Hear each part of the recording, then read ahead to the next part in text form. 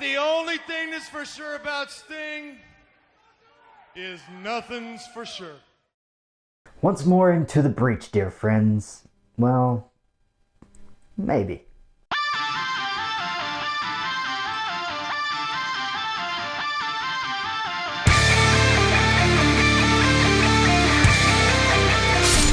What's up, everybody? Welcome back to WWH. My name is Andrew Dreamer, and that's right, we're back with another episode of Ringside Review, and today we are going to be looking at Hell House LLC Lineage. This movie just dropped on Shudder a couple days ago, and I've been looking forward to it ever since they first announced it a while back. Anyway, this is one of my favorite film franchises of the modern era, and honestly, the more that I see it, it's becoming one of my favorite film franchises of all time. But this one was a big change for the series, and it was kind of marketed as being the final entry in the series, but I honestly don't know how I feel about that after seeing it now. I've watched it a couple times, and I really wanted to kind of cement my thoughts before I made this video, mostly just because I do enjoy this franchise that much. So I really wanted to make sure that the things that I said were actually my true thoughts and my true feelings about the movie. Now, of course, just like the previous 4 installments, this movie was written and directed by Stephen Cognetti, who I do think is a pretty good director. He's not really done a whole lot. He had another movie that came out earlier this year called 825 Forest Road, and I was gonna make a review on that, but I was kind of just going through some stuff, and it was a little underwhelming for me, to be honest. It was a complete departure from what he was known for, which was found footage at the time. It was his first, non-found footage film, and this new Hell House movie has kind of taken up that mantle, and he's going with that narrative instead of the found footage, which is okay. I completely understand wanting to evolve and grow as a filmmaker. I get it.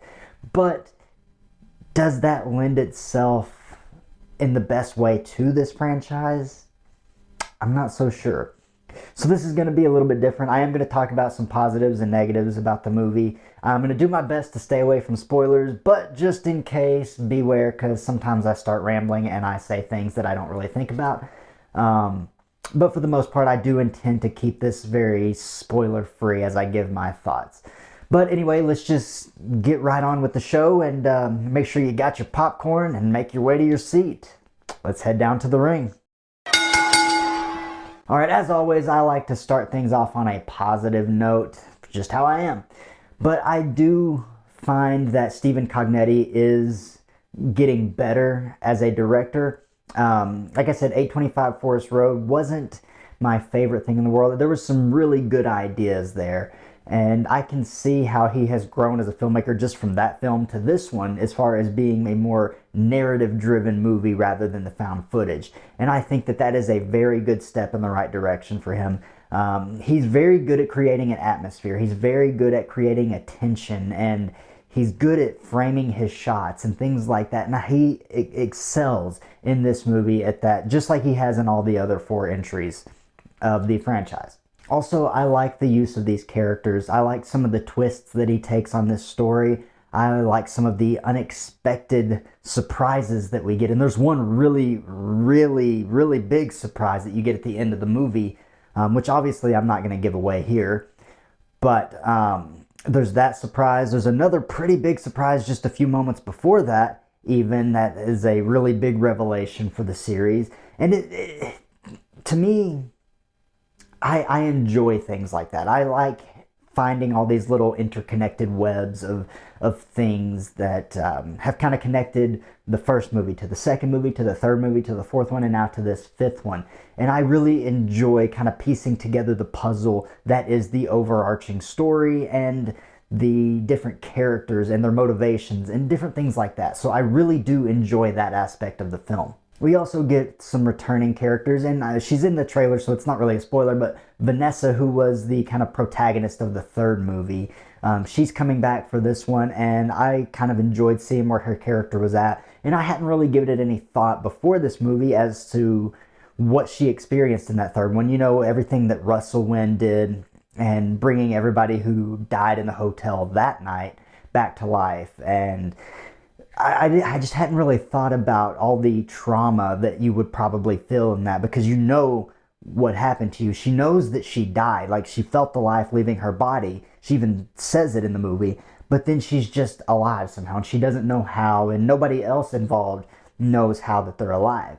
And so like I said, I just never really thought about the trauma that would come with something like that. So it's interesting to see where she's at in her life now. She's not a reporter anymore, I'll tell you that.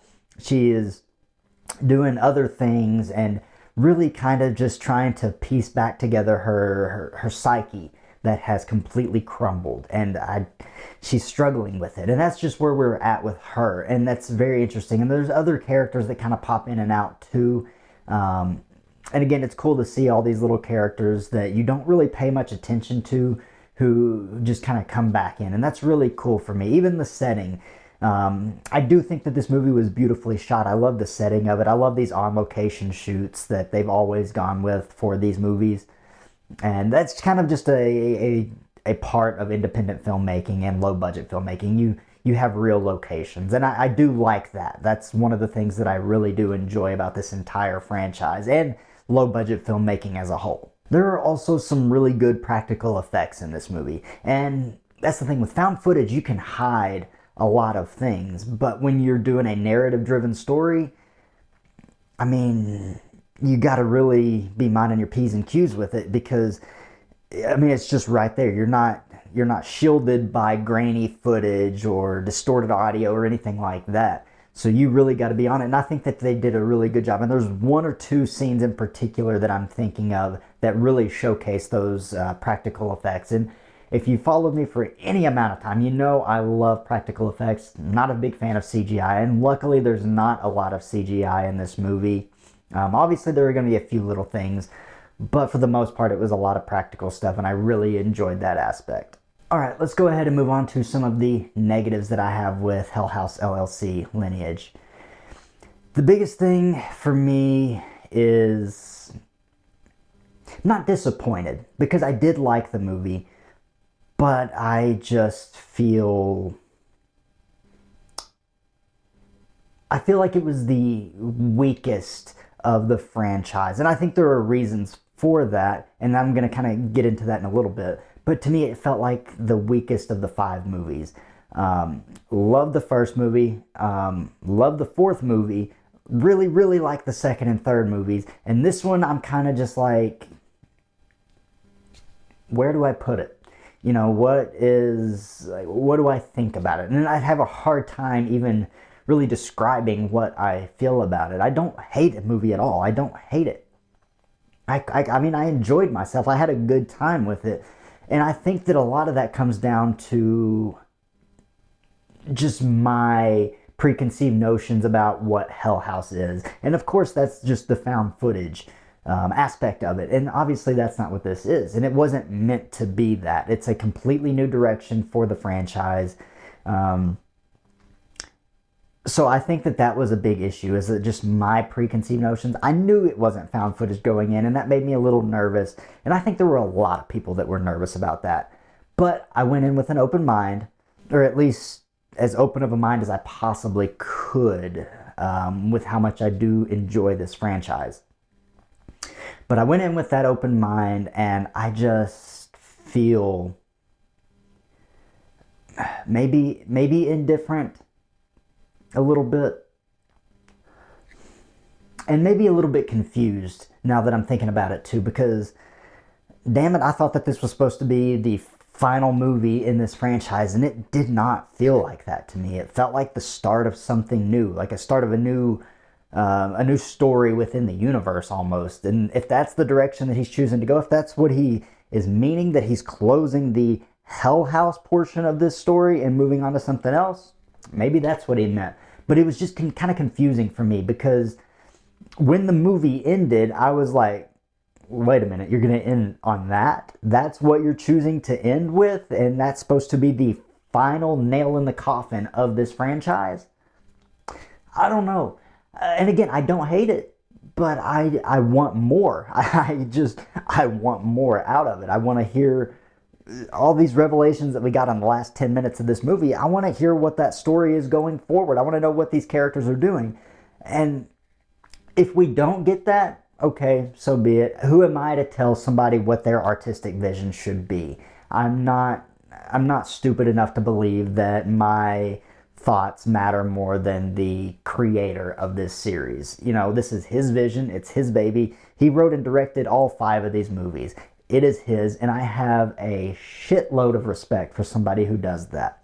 It is not easy to make a movie. It is not easy to write a movie. It's not easy to get this story to interconnect the way it does. Albeit in some weird ways in this new film. Because that was one of my favorite parts of the series up to this point. It was always like everything connected so perfectly. And it made sense to me and it worked for me.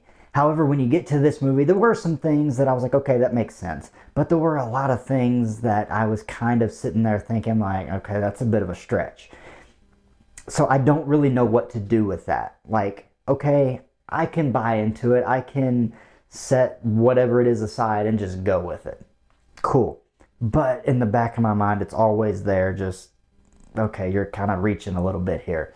And some aspects of this story did feel a little supernatural-ish, and maybe there's one episode of that show that really kind of influenced what I was thinking about this movie at certain points. And I don't mean that to be a negative on the movie necessarily, but that's just where my brain went. And I can't help what my brain, connects. We all connect things in different ways in our head when we're watching them and thinking about them. And that's just how mine did it. So, all of that being said, I don't know, I want more. I want more. And if this was meant to be... Okay, so, again, I feel like this was not the end of something. It felt like a transition to a new style, to a new format to tell different stories going forward. And I really kind of at this point hope that that's what it is, because I don't want to leave the story where we're at right now. And I feel like I'm going to need more. If we don't get any more, I feel like this movie's going to drop a lot in how I feel about it. It's going to lose some points for me. But if we're going to get more, and maybe at some point I'll get to have a conversation with Stephen Cognetti about like his thinking behind this, and I guarantee after I talk to him, I know that I would like it more, because I always like picking the brain of people and hearing like their artistic thoughts about why they're choosing to do certain things. So I would love to do that at some point, because I'm so curious like what motivated him to choose this direction for the story. But overall, it was a good movie. I mean, I don't hate it at all. I do think it fits in the franchise. It's very different, but it does fit in the franchise, and I do think it's worth a watch. I enjoy supporting independent filmmakers and all these people who put their all into stuff like this. So I do think that we should support that. I think that that's kind of just where I'm at right now with it. I do recommend going to watch this movie on Shudder. It's definitely worth that in my opinion. I mean, it's an easy watch. You don't have to think about it too much. It's easy to just sit down, turn it on, and spend an hour and 45 minutes watching it. It's not a big deal.